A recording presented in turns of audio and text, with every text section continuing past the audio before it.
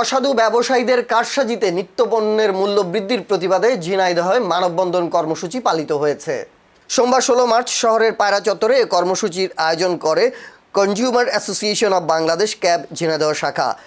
বিশ্ব ভোক্তা অধিকার দিবস উপলক্ষে আয়োজিত এই কর্মসূচিতে ক্যাবের সভাপতি NM শাহজালাল, সাধারণ সম্পাদক শরীফা খাতুন, জেলা জাতীয় ভোক্তা অধিকার সংরক্ষণ অধিদপ্তরের সহকারী পরিচালক নিশাত মেহের সহ অন্যান্যরা বক্তব্য রাখেন।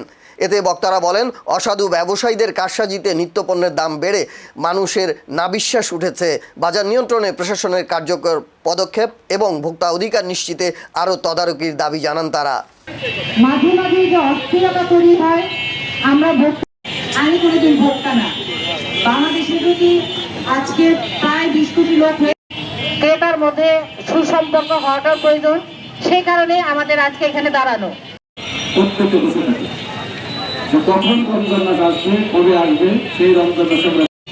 এখানে দাঁড়িয়ে আমরা খুব বেশি সময় নিব না, কারণ ঈদের বাজার আজকে এখানে অনেক বেশি তার দাম সঠিক নিচ্ছে কিনা, মূল্যটা ঠিক আছে কিনা। বসবাস করেন